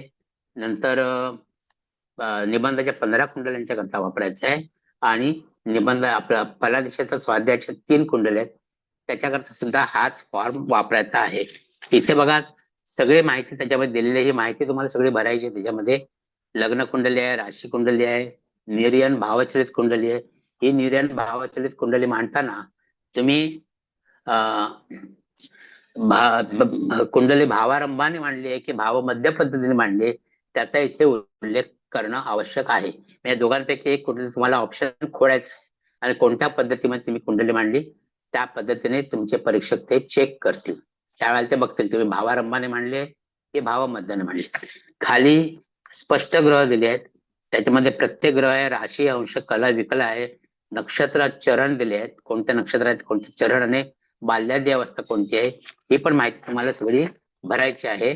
मागच्या बाजूला त्याच्या जवळजवळ 6 कुंडल्या त्यांनी नुसते फॉर्मॅट दिले आहेत वर्ग कुंडल्यांचे. त्याच्यापैकी ज्या आवश्यक वर्ग कुंडल्या आहेत, ज्या आवश्यक आहेत वर्ग कुंडल्या, त्याच वर्ग कुंडल्या इथे भरायच्या आहेत. आता आवश्यक मध्ये एक तर नवमास कुंडली आहे तुमची, तर ती नवमास कुंडली आणखी कुठली तरी एखादी वर्ग कुंडली तुम्हाला त्या आवश्यकतेनुसार पाहिजे असेल, समजा विवाहाचा प्रश्न असेल, वैवाहिक सौख्याचा प्रश्न असेल तर नवमास कुंडली, संततीचा प्रश्न असेल तर सप्तमांश कुंडली, किंवा भावंडांचं सुख वगैरे असेल तर द्रेष्कांत कुंडली, असं जी आवश्यक कुंडली वर्ग कुंडली असेल ती भरणं तिथे आवश्यक आहे. आणि एक नवमास कुंडली तर आहेच, तर नवमास कुंडलीचे गुण आपल्याला तिथे भरायचे आहेत. तर हे जे फॉर्म आहे कुंडलीचा तो तुम्ही आत्ताच त्याच्या झेरॉक्स कॉपी काढून घ्या. साधारण 200 कॉपीज तुम्हाला काढायला लागतील. 150 कॉपीज तुमच्या कुंडली संग्रह करता, 15 कॉपीज तुम्हाला निबंधाच्या कुंडली करता आणि 3 कॉपीज तुम्हाला फलादेशाच्या कुंडलींच्या करता, अशा तुम्हाला एकंदर कॉपीज लागणार आहे तिथे. त्याच्यानंतरचा जो फॉर्म आहे तो एक महत्वाचा आहे, निबंधाचे मूल्यमापन किंवा गुण वर्गीकरण असं यात दिलेलं आहे. इथे सुद्धा तुम्हाला निबंधाचा विषय जो तुम्ही घेतला असेल तो विषय तिथे लिहायचा आहे. परीक्षा क्रमांक तुम्हाला जो नंतर पाठवण्यात येईल परिषदेतर्फे तो परीक्षा क्रमांक तिथे लिहायचा आहे. आणि हा मात्र फॉर्म जो आहे हा तुमच्या निबंधाबरोबर जोडून पाठवायचा आहे, चिटकवून पाठवायचं निबंधाबरोबर सुरुवातीला. म्हणजे पहिलं पेज हे असायला पाहिजे तिथे, आणि तिथे हा निबंध मूल्यमापन, आणि ह्या मूल्यमापनावरतीच तुम्हाला निबंधाचे गुण तुमचे जे एक्झामिनर असतात ते तपासणी जे असतात ते ह्याप्रमाणे तुम्हाला गुण देणार आहेत. इथे जर तुम्ही जर बघितलं तर गुणांचं तर विवेचन जर बघितलं तर कसे गुण दिले आहेत बघा. तर विषयाची मांडणी पहिली करायची आपल्याला, विषयाची मांडणी, त्याच्यामध्ये प्रस्तावना, विषयाची निवड तुम्ही जी करता त्याच्याकरता 2 गुण दिलेले आहेत. विषयाची निवड तुम्ही कशी केली आहे, त्याचं कसं तुम्ही विश्लेषण केलं, कसं तुम्ही त्याची मांडणी केली आहे, त्याच्याकरता 2 गुण आहेत. नंतर जो तुम्ही विषय निवडलाय त्याची सर्वसाधारण माहिती जी तुम्ही दिली आहे त्याच्याकरता 3 गुण दिलेले आहेत. नंतर ज्योतिषीय तत्वे आणि नियम, तुम्ही जो विषय निवडणार त्याच्याकरता कोणती ज्योतिषीय तत्व आहेत, कोणते नियम आहेत, कोणत्या ग्रंथांचा तुम्ही वापर केलाय, हे जर तुम्ही तिथे डिटेलमध्ये लिहिलं आणि ते नियम पण एका खाली एक लिहून काढलेत, कोणत्या ग्रंथातले आहेत, कोणत्या त्याच्या अध्यायातले आहेत, कोणता श्लोक आहे, हे सुद्धा लिहिणं तुम्हाला आवश्यक आहे. म्हणजे तुम्ही त्या ग्रंथांचा वापर केला हे सिद्ध झालं की तुम्ही ते ग्रंथ हाताळले आहेत हे सिद्ध झालं. तर ज्योतिषीय तत्व आणि नियम याच्याकरता 10 गुण दिले तुम्हाला बघा. म्हणजे तुम्हाला स्टेप बाय स्टेप जे 75 गुणांचं वर्गीकरण आहे ते इथे त्यांनी दिलेलं आहे. नंतर 15 कुंडल्या ज्या स्पष्ट ग्रह, भावचलित, नवमांश, आवश्यकता वर्ग कुंडल्या, गोचर यांच्यासह आहेत का, इथे तुम्हाला गोचर पण तुम्ही मांडू शकता, गोचर भ्रमण सुद्धा मांडू शकता, त्याची पण कुंडली मांडू शकता गोचर भ्रमणाची. आणि जो गणितीय भाग आहे कुंडल्यांच्या मधला त्याच्याकरता 15 कुंडल्यांना 15 गुण इकडे दिलेले आहेत. म्हणजे तुम्ही टप्प्याटप्प्यामध्ये तुमचं गुण तुम्ही व्यवस्थित मिळवू शकता तिथे. असं नाहीये गेस करून नाही, हे सगळं व्यवस्थित तुम्ही मिळवू शकता गुण शास्त्रशुद्ध पद्धतीने. नंतर विवेचन, तुम्ही ज्या कुंडल तुम्ही देणार आहात त्यांचं विवेचन थोडक्यात केलंय की विस्तृत केलं विवेचन, जुन्या ग्रंथांचा आधार संदर्भ दिलेला आहे का, म्हणजे ते विवेचन करताना एखादा नियम लागला तर कोणत्या ग्रंथातला आहे तिथे त्याचा तुम्ही उल्लेख केला आहे का, त्या ग्रंथाचं तुम्ही त्यातला कोणत्या त्यांच्या अध्यायामध्ये कोणता श्लोक आहे त्याचा तुम्ही तिथे उल्लेख केला आहे, हे सगळं डिटेल केलं, त्याला 25 गुण दिलेत बघा. इथे सगळ्यात जास्त गुण इथे ह्याला दिले आहेत, विवेचनाला दिले आहेत. म्हणजे कुंडलीचं विवेचन तुम्हाला अतिशय डिटेलमध्ये करायला हवं. त्याचे 25 गुण दिले आहेत. नंतर निबंधाची मुद्देसूद मांडणी, म्हणजे कसं तुम्ही स्टेप बाय स्टेप निबंधाची मांडणी केली त्याच्याकरता 3 गुण आहेत. नवीन काही विचार मांडला आहे का, म्हणजे आपण जे विषय दिलाय त्याच्यामध्ये 15 कुंडलींचं आपण विश्लेषण करतोच आणि सगळे ज्योतिषीय नियम तत्व वगैरे आपण त्याच्यात सांगतो कसं त्यांना हा आधार झाला. मग त्याच्याकरता तुमचं काही नवीन संशोधन आहे का, तुमच्या मनात काही नवीन विचार आलाय का की ह्याच्यातनं कसा मार्ग काढता येईल किंवा या गोष्टी कशा टाळता येतील. म्हणजे आता मूत्रमार्गाचे विकार आहेत म्हणा, तर हे कसे टाळता येतील किंवा कलाकारांच्या कुंडल्यांच्या मध्ये कलेला आणखी कोणत्या प्रकारे प्रोत्साहन देता येईल याच्याबद्दल काय तुमचं नवीन विचार आहे का, नवीन संशोधन आहे का. तर त्याच्याकरता 8 गुण तुम्हाला दिलेत. इथे सुद्धा महत्वाचे गुण आहेत 8 गुण. हे फक्त तुमच्या कल्पक बुद्धीचा इथे विचार केलेला आहे आणि तुम्ही काय त्याच्यात लिहिता त्याच्याकरता तुम्हाला 8 गुण इथे दिलेले आहेत. नंतर तुम्ही जे निबंध लिहून काढता सगळे आणि परिशिष्ट लिहिता, त्याचे परिशिष्ट तुम्हाला लिहायचे आहेत. ते कमीत कमी 3 ते 4 परिशिष्ट तुम्हाला मागे जोडायचे आहेत. म्हणजे एक तर म्हणजे तुम्ही मागच्या निबंधाचा स्पेसिमन पण तुम्ही पाहिजे तर तुमच्या संस्था चालकांच्याकडनं मागू शकता की कसे त्यांचं मार्गदर्शन घेऊ शकता की ते परिशिष्ट कसे बनवायचे. अशा प्रकारे 3 ते 4 परिशिष्ट तुम्ही जर बनवलीत तर त्याला परत 4 गुण आहेत. 4 परिशिष्टाला 4 गुण दिलेले आहेत. नंतर एकंदरीत समारोप आणि निष्कर्ष निबंधाचा, म्हणजे तो निबंध तुम्ही इतकं जे काय लिहिलंय त्याचा समारोप तुम्ही कसा करता, निष्कर्ष कसा काढता किंवा तुम्ही कोणते आधार ग्रंथ कोणते लिहिले आहेत, संदर्भ ग्रंथ, त्याची यादी तुम्ही तिथे लावली तर आणखी उपयुक्त होते. कोणत्या ग्रंथांचा तुम्ही आधार घेतलात त्यांची यादी लावली तर तिथे उपयुक्त होतं. असे मिळून हे एकूण 75 गुणांचं वर्गीकरण केलेलं आहे तिथे. 75 पैकी अशा प्रकारे तुम्हाला गुण निबंध करता मिळवता येतील. आता हे तुमच्या हातामध्ये आहे की तुम्ही कोणता विषय कसा हाताळायला. इथे तुम्ही बघितलं तर 2 नंबर, 3 नंबर आणि 4 नंबर त्याकरता एकंदर तुम्हाला 25 नाही 30, 40, 50 गुण इथेच आहेत 75 पैकी. या तीन म्हणजे इथे तुम्ही जास्त तुमचं लक्ष केंद्रित करा की ह्या तीन ह्याच्यावरती विभागांवरती, ज्योतिष तत्व, 15 कुंडलींचं विश्लेषण आणि विवेचन, आणि त्या 15 कुंडल्या व्यवस्थित मांडलेल्या. एवढं जर तुम्ही केलं तर तुमचे 50 गुण तुमच्या हातचे आहेत तिथे व्यवस्थित पैकी. म्हणजे निबंध असा कठीण असा नाहीये, फक्त तुम्ही ते स्टेप बाय स्टेप कसा वापरता त्याच्याकरता तुम्हाला हा तक्ता फार उपयोगी पडणार आहे. आणि इथे पण दिलंय बघा, स्पायरल बाइंडिंग किंवा जाडपुट्ट्याचं बाइंडिंग केलेलं असेल तर तुमच्या निबंधामधनं 5 गुण वजा केले जातील. नंतर तुम्ही लेट जर निबंध सबमिट केला तर त्याच्याकरता पण हे आहेत, म्हणजे स्पायरल बाइंडिंग तर तुम्ही बघणारच नाही, ते रिजेक्ट करतील. लेट जर निबंध केला तर 5 गुण वजा करतील. आणि ओळख पटेल अशा रीतीने संस्था शिक्षकांचा उल्लेख केला तर 3 गुण वजा होतील. म्हणून मगाशी तुम्हाला सांगितलं होतं की कुठल्याही संस्थेचा किंवा शिक्षकांचा त्याच्यामध्ये उल्लेख करायचा नाही, जेणेकरून तुमचा निबंध ओळखला जाईल की कोणत्या संस्थेचा आहे म्हणून. असं जर ओळख पटली तर तुमचे 3 गुण त्याच्यामधनं वजा होतील. तर हे तुम्ही टाळा, ह्या गोष्टी आवश्यकता टाळा. आणि हा निबंधाबरोबर हा कागद जोडायला पाहिजे. स्वतःचं नाव किंवा काही न, फक्त परीक्षार्थी क्रमांक वरती लिहायचा निबंधाचा, तेवढा सफिशियंट आहे. तर हा एक महत्वाचा फॉर्म आहे आपल्या माहिती पत्रकातला. आणि यंदाच्या वर्षीपासून ज्योतिष परिषदेने आजीवन सभासदाचे आवाहन केलेलं आहे. तर त्याचा आजीवन सभासदाचा फॉर्म आहे तो शेवटी लावलेला आहे. तिथे सुद्धा सगळी माहिती दिलेली आहे. तुमची माहिती भरून त्याची एकंदर फी आहे आजीवन सभासदाची 1100 रुपये आहे. आणि त्याचं जे ओळखपत्र तुम्हाला डिजिटल स्वरूपात त्यावेळेला मिळणार आहे, कार्डाच्या स्वरूपात, त्याची 125 रुपये फी आहे. म्हणजे एकूण फी आहे आजीवन सभासदाची 1225 रुपये. ते सुद्धा तुम्ही ऑनलाईन पेमेंट करून इंडिव्हिज्युअली पण पाठवू शकता किंवा संस्थेतर्फे सुद्धा पाठवू शकता. त्याच्यावरती पण तुमचा एक फोटो वरती लावायला लागेल.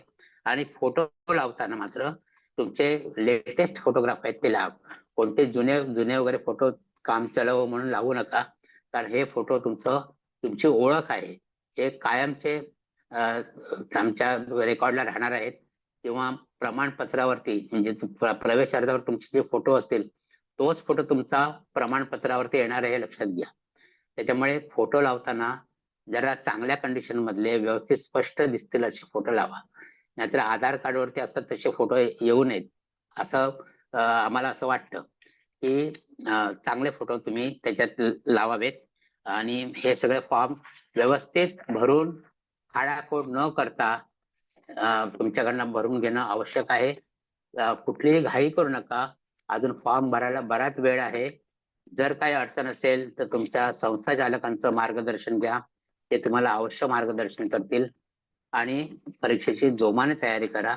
आणखी एक सांगायचं राहिलं म्हणजे की परीक्षेकरता गणित विषयाकरता तुमच्या प्रश्नपत्रिकेवरती उल्लेख असतोच तिथे की फक्त पंचांग तुम्हाला वापरायला परमिशन आहे आणि जी भावचलित टेबल आहेत, भावगती कोष्टक आहेत तेवढीच फक्त वापरणं तुम्हाला अलाउड आहे. बाकी ज्या पुस्तकातनं तुम्ही घेता त्या पुस्तकातनं बाकीची जी माहिती आहे ती तुम्हाला पेपर लावून बंद करायची आहे. तिथे ती तुम्हाला माहिती वापरता येणार नाही.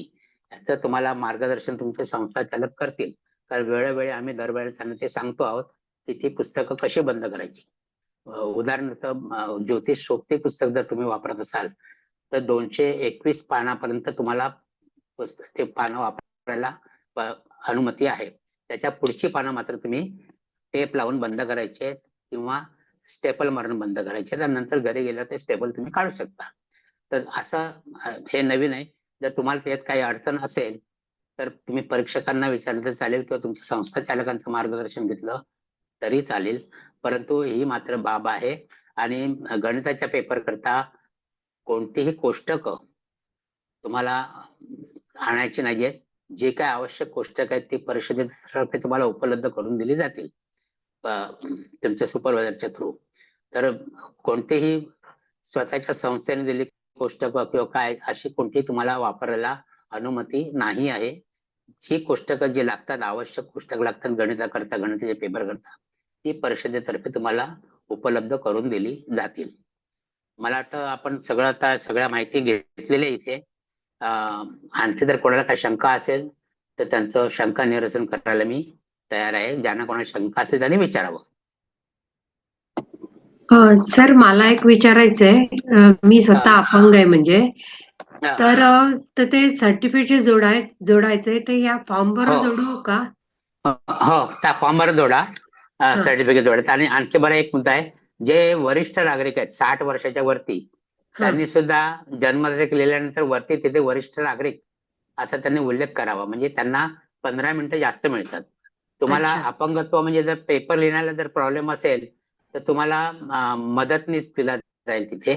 तसं तुमच्याकडे सर्टिफिकेट असेल डॉक्टरांचं जे जोडलेलं असेल तर तुम्हाला मदतनीस तिकडे दिला जाईल किंवा तुम्ही तो स्वतः घेऊन म्हणजे परिषदेच्या परमिशनने तुम्ही पण तो आणू शकता मदतनीस.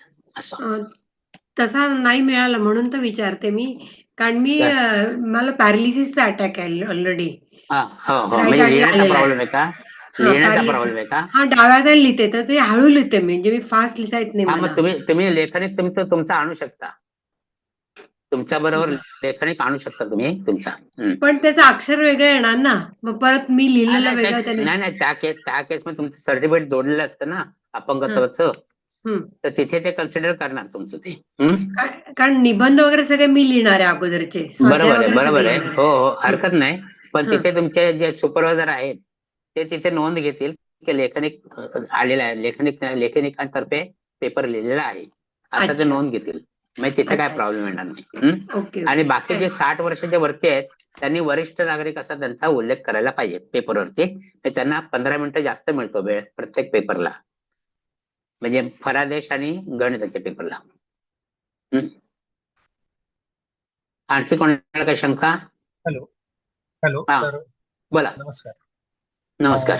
150 क्विंटलनंतरचा जो फॉर्म सांगितला तर आम्ही ऑलरेडी भरलेला आहे. ते गेल्या वर्षीचा फॉर्म होता ना, त्याच्यात आम्ही चालेल. तो सेम असतो, जवळपास सारखाच असतो सारखा फॉर्म. हो, फक्त वरती जन्म वगैरे संपूर्ण डिटेल्स आहेत सगळे अक्षांश गेल्या वर्षात. हो, तो चालेल. हो, चालेल. चालेल ना, ठीक आहे. फक्त जे 7 निकष दिलेले आहेत कुंडलीचे म्हणजे लग्न कुंडली व्यवस्थित मांडली आहे का, नवमास कुंडली मांडली आहे का, स्पष्टग्रह हा मांडलेत का, ते हे हो हो सगळे हो निकष त्या ह्याच्यामध्ये तुमचे बरोबर पूर्ण बरोबर ते झालेले आहे असले पाहिजेत. हो, ते हो हो हो तसे चालतील, ते चालेल. चालतील तसे. धन्यवाद धन्यवाद. Okay okay. आणखी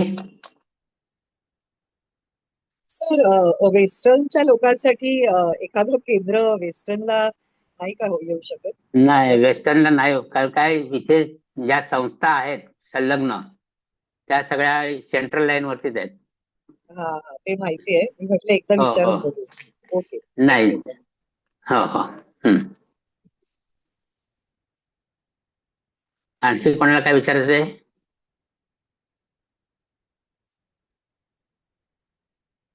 सर, मग आपण देशपांडे समारोप बोलतोय. करायचा का? हा सर नमस्कार, देशपांडे बोलतोय हा, नाशिकहून. बोला तर मी बोला बोला. आजीव सभासद ऑलरेडी पत्र भरलेलं आहे आणि मला तसं चांदवडकर सरांचा मेसेज पण आलेला आहे. पण हो हो, अजून तर मला त्यांनी भरायची आवश्यकता नाही, त्यांनी भरायची आवश्यकता नाही. ज्यांनी हा. अजूनपर्यंत भरलेलं नसेल त्यांना आवाहन आहे की त्यांनी भरावं लवकर लवकर. कारण काय, ज्योतिष परिषदेतर्फे जे विविध उपक्रम चालवले जातात त्याच्यामुळे त्यांना भाग घेता येईल जास्तीत जास्त प्रकारे असं. तर त्याच्यामुळे परिषदेला ते आवश्यक आहे. तर मग कुठे हा उल्लेख करायचा, मी ऑलरेडी सभासद झालेलो आहे असं? हा, नाही ते ते ते तुम्हाला मेन्शन करायची आवश्यकता नाही आता पुढे हम्म, अर्जावरती वगैरे.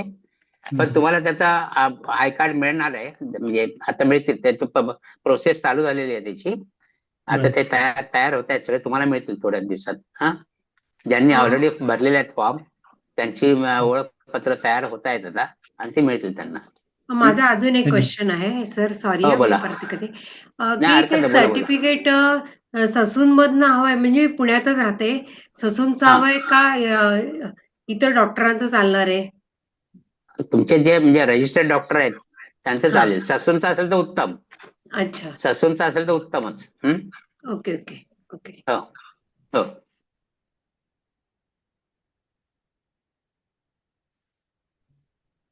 हा सर, हा, बोला. आजीवन मेंबरशिप कंपल्सरी आहे का परीक्षेला? कंपल्सरी म्हणजे तुम्हाला तो एक महाराष्ट्र ज्योतिष परिषदे बरोबर तुमचं संलग्नता राहावी, पुढे पण तुमचे रिलेशन्स राहावेत, तुम्हाला त्याच्यात भाग घेता यावा, किंवा जे विविध उपक्रम ते राबवतात ज्योतिष परिषदेतर्फे त्यात तुम्हाला सक्रिय भाग घेता येतो त्याच्यामध्ये, हा त्याच्या मागचा उद्देश आहे आजीवन सभासदाच्या वरती. तर ते झालेलं बरं, आपल्या एक परिषदेकरता आपली कृतज्ञता, किंवा त्या निमित्ताने सगळ्यांच्या ओळखी होतात त्या सेमिनार मध्ये, किंवा जे आपण संमेलन वगैरे भरवतो, ज्योतिष संमेलन वगैरे भरवतो. 2 वर्षानंतर तुम्ही परिषदेच्या कामामध्ये पण तुम्हाला जर इंटरेस्ट असेल तर तुम्ही हा भाग घेऊ शकता, इलेक्शनला उभे राहू शकता 2 वर्षानंतर परिषदेच्या. म्हणजे पास झाल्यानंतर चालेल का? म्हणजे हो, मग आता भरलेलं, आता ज्यावर फॉर्म भरले, आता मोहीम याची सुरू झालेली आहे बरं. आजीवन सभासदाची अच्छा, अर्ज भरून घेण्याची. मग त्याच्यात उशीर कशाला करता, नंतर जरी भरणार तुम्ही, आता भरून टाकले तर चांगलं आहे ना त्याच्यापेक्षा. म्हणजे तेवढं तुमची प्रोसेस लवकर कम्प्लीट होईल ना. तर काय, आजीवन सभासदाचे पण नंतर ते मीटिंग मध्ये अप्रुव्हल घेऊन त्याच्यानंतर मग परत ओळखपत्र बनवावं लागतात, त्याच्याकरता वेळ जातो थोडा. तर तो वेळ तुमचा कमी होईल ना लवकरात लवकर भरलं तर. ठीक आहे सर, चालेल. ओके. सर ज्या 150 कुंडल्या बनवायच्या आहेत त्याला फॉर्मॅट जे आहे ते असं वन साइड वरती आहे ना, तुमचा प्रिंट जो आहे तो? नाही नाही, दोन्ही बदललेत ना, मागच्या बद्दल पण ना, मागच्या वेळेला वर्ग अच्छा, कुंडल दिलेत बघा त्याच्यामध्ये, त्या ओके फॉर्म मध्ये. ओके. हा, आता नवीन फॉर्मॅट आहे का हे या वर्षीचं? नाही कारण गेल्या नाही, वर्षी गेल्या वर्षीचं पण तसंच होतं, गेल्या वर्षीचे पण तसेच होते फॉर्म. फक्त काय काय विद्यार्थी काय करतात की त्या वर्ग कुंडला काढत नाहीत मागच्या, आणि तिथे त्यांचा फलादेश लिहितात.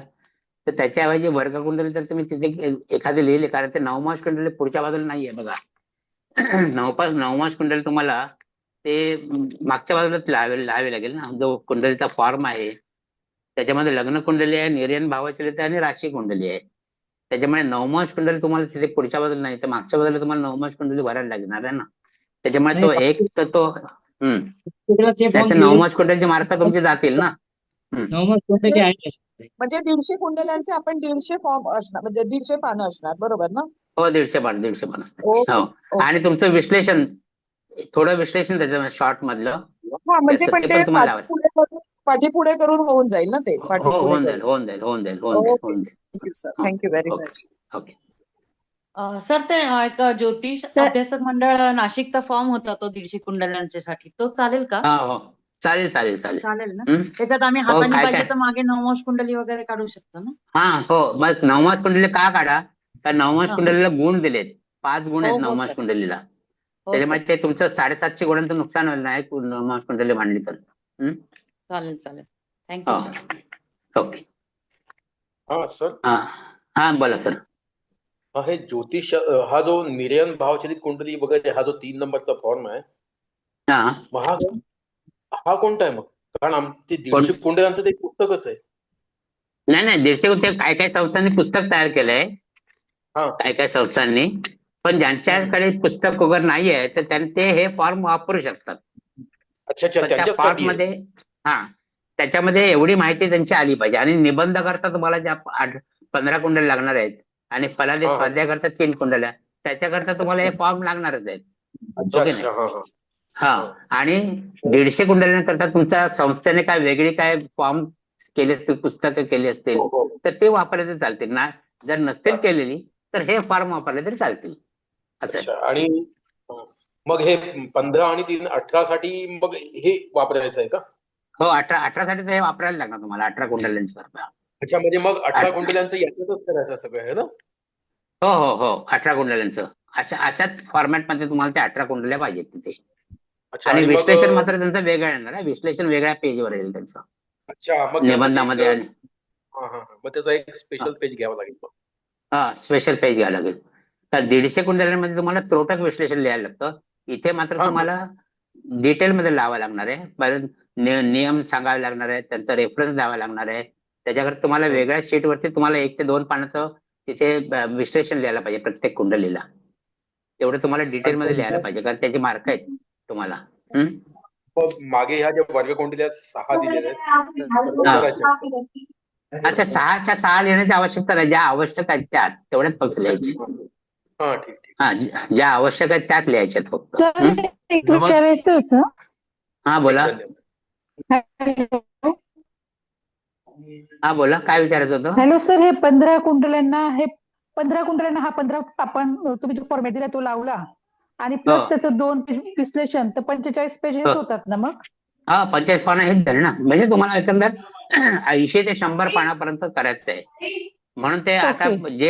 जे फॉर्म मध्ये तुम्हाला गुण दिलेत बघा हम्म. नाही त्या गुणावरती बघा त्या गुणावरती तुम्ही त्याचा आधार घेतलात गुणांचा तरी तुम्हाला ते 75 पानं इकडे होतात बघा सर एक शंका विचारू का? हा विचारा ना सर आता हे 150 कुंडल्यांचा जो संग्रह आहे की नाही तर त्या हा A4 म्हणजे एक पेज मध्ये हे चालते ना काय त्याच्या बॅक साईडला लिहिलं तर काही विषय नाही ना? हो चालेल चालेल चालेल त्याच्यामध्ये हो हा तेच म्हटलं विचारावं. चालेल चालेल हो फक्त सर ज्या निबंधाच्या कुंडल्या आहेत 15 कुंडल्या आणि हा फलदेशाच्या 3 कुंडल्या त्या मात्र हा तुम्हाला विस्तृत लिहायच्या आहेत हा हो हो चालेल सर तसं. हो ओके. हो थँक्यू. सर हा पेपर कोणता वापरायचा पेपर कोणता वापरायचा A4 साईज A4 साईजचा आपला A4 साईज लेजर पेपर का? हा A4 साईज आपली नेहमी आपला जो आपला पेपर असतो ना A4 साईजचा तोच वापरायचा निबंधा करता तर आणि या कुंडल्यांच्या करता आपण हा झेरॉक्ससाठी आपण वापरतो तो की लेजर हो पेपर झेरॉक्स करता A4 size okay A4 size आता तुम्ही निबंध लिहिताना तुम्हाला आता रूल वाला पेपर वापरायला लागेल ना बघा मी दाखवतो तसा हा हा रूल असे हा रूल वाला वापरायला लागेल ना हो मग तो जी A4 साईज असते आपली याची हम्म. A4 साईज त्याच्यामध्येच निबंध लिहा आणि कुंडलीचा फॉर्म पण त्याच्यामध्येच लिहा A4 साईज मध्ये म्हणजे पानं उलटसुलट म्हणजे वर खाली होणार नाहीत पानं त्याची साईज मध्ये A4 साईज जर लक्षात ठेवली सगळीकडे तर तीच वापरा तुम्ही हा जो याच्याबरोबर दिलेला आहे फॉर्म पुस्तकामध्ये हा A4 साईजचा होता ना नाही तो हा फुलस्केप आहे ही साईज फुलस्केप आहे फुल स्केप आहे ही साईज फुलस्केप आहे मला वाटतं याच्या नाही ही पण आहे A4च आहे ही पण हा पूर्वी त्याला फुलस्केप आहे याच्यात झेरॉक्स काढावं लागतील ना हा याच्यात झेरॉक्स काढा ना याच्यात झेरॉक्स काढा तुम्ही हा.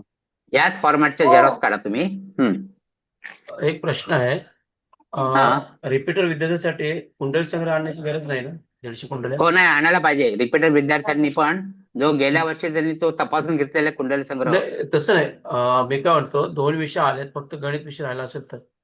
हो, त्यांनी तो आणून दाखवायचा आहे फक्त.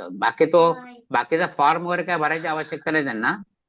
फक्त ओके. तो सुपरवायझरला दाखवायचा आहे की त्यांचा कुंडली संग्रह त्यांच्याकडे अजून आहे. जोपर्यंत तुम्ही परीक्षा पास होत नाही तोपर्यंत तुमचा कुंडली संग्रह तुमच्याकडे असला पाहिजे. ठीक आहे. म्हणजे धन्यवाद.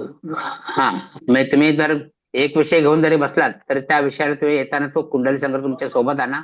तुमच्या सुपरवायझरला दाखवा की गेल्या वर्षी आमचं दर्जा वगैरे दिलेला आहे याला. ते फक्त बघणार चेक केलेला आहे की नाही तो, आणि मग ते तशी नोंद घेतली त्यांच्यामध्ये. पण कुंडली संग्रह बरोबर आणणं आवश्यक आहे प्रत्येक विद्यार्थ्यांनी. मग ते सूट घेऊन बसलेले असोत की पूर्ण विषयाला बसलेले असोत असं. ओके, धन्यवाद सर. सर एक विचारायचं होतं सर. हा बोला. सर परीक्षेची फी आम्ही इंडिव्हिज्युअली नाही भरायची का? म्हणजे नाही, आमच्या individually संस्थाचालकांच्याकडे ऑनलाईन पाठवायचे आणि मग ते देणार आहेत का सगळे हा एकत्र? ते कारण का सगळ्या संस्थाचालकांनी त्यांच्या विद्यार्थ्यांचं जर बंचनी पाठवलेत, कारण त्या अर्ज पण तेच पाठवणार आहेत ना. तुमचे इंडिव्हिज्युअल अर्ज तुम्ही पाठवायचे नाहीयेत. तर ते संस्थाचालकांनी जर जमा केली इंडिव्हिज्युअली म्हणजे एकच फी सगळ्यांची, तर त्याचा हिशोब ठेवायला बरा पडतो परिषदेला की बाबा या संस्थेचे एवढे अर्ज आलेत आणि एवढी फी आलेली आहे. मग ते टॅली करायला बरं पडतं त्यांना. आणि बँकेमध्ये तुम्ही ऑनलाईन भरणा केल्यानंतर प्रत्येकाची आयडी वेगळी वेगळी येते ना. मग प्रत्येक इंडिव्हिज्युअल भरली तर मग त्याचा रेफरन्स ठेवायला जरा कठीण जातं. म्हणून संस्थाचालकांनी एकच एकच पेमेंट केलं सगळ्या विद्यार्थ्यांचं मिळून, तर ते सोपं जातं हिशोबाकरता पण. चालेल. आणि आजीवन सभासदच मात्र आम्ही पाठवायचं. हा तुमचा वेगळा पाठवायचा. आजीवन सभासद वेगळे पाठवायचे. Okay sir. Okay, thank you sir. Thank you. Okay, मग थांबूया सर आपण आता इथे. हो, मला वाटतं सगळ्यांचं. गोरे सर थांबूया का आपण इकडे?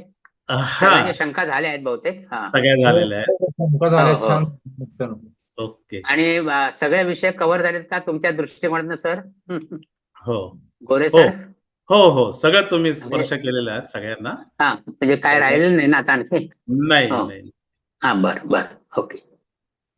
तर सर आज मला संधी दिली, हा बोला ना सर. माझे विचार मांडण्याची संधी दिली त्याबद्दल मी परिषदेचे धन्यवाद करतो. गोरे सर, श्रीनिवास सर यांचे पण आभार मानतो मी. आणि परिषदेला उज्ज्वल यश चिंतितो. धन्यवाद सर. ओके. तुमच्या शुभेच्छा आहे आमच्यासाठी खूप महत्वाच्या आहेत. परीक्षा नियोजनामध्ये आपला आहे, अनुभव आहे. आणि असं सत्य आलं की आपण किती बारकाईने छोट्या छोट्या गोष्टींचा इथे उहापोह केला. विद्यार्थ्यांच्या मनातल्या शंका ज्या काय होत्या त्या सर्व शंकांचं निरसन केलं तुम्ही. अगदी परीक्षेचा प्रवेश अर्ज कसा भरायचा इथपासून ते फीचं पण वर्गीकरण, म्हणजे एक विषय राहिला असेल तर किती, ते पूर्ण विषयाचं किती, याची देखील माहिती दिलीत तुम्ही. प्रश्नपत्रिकेचं स्वरूप सांगितलं, निबंध कसा लिहायचा, निबंधात काय आवश्यक आहे, काय अनावश्यक आहे, स्वाध्यायामध्ये काय पाहिजे, याबद्दलही संपूर्णपणे माहिती दिलीत. मला वाटतं आजचं तुमचं लेक्चर हे विद्यार्थ्यांच्या दृष्टीने अत्यंत उपयुक्त होतं. म्हणजे काय करावं आणि काय करू नये, डूज अँड डोंट डूज याच्यासारखं तुमचं आजचं लेक्चर होतं. आणि ती फार आवश्यकता आहे. विद्यार्थ्यांच्या मनात शंका आणि त्यांना अत्यंत योग्य असं मार्गदर्शन झालेलं आहे. आणि त्याबद्दल आपले अत्यंत आम्ही आभारी आहोत.